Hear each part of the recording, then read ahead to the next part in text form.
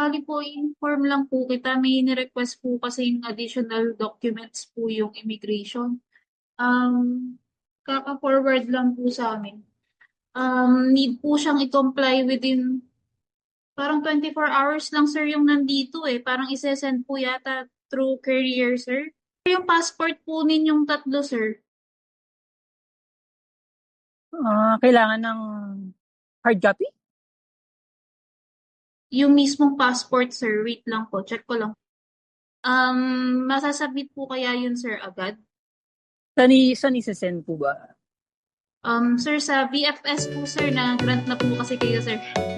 Ay, Diyos ko day. Kinakabahan ako. Sir, makakasunod na po kayo sir. Diyos ko, thank you. Diyos ko day. Sabi ko wala na akong pera pa nga. Hindi ako makapaniwala. Ang bilis. Hindi expected.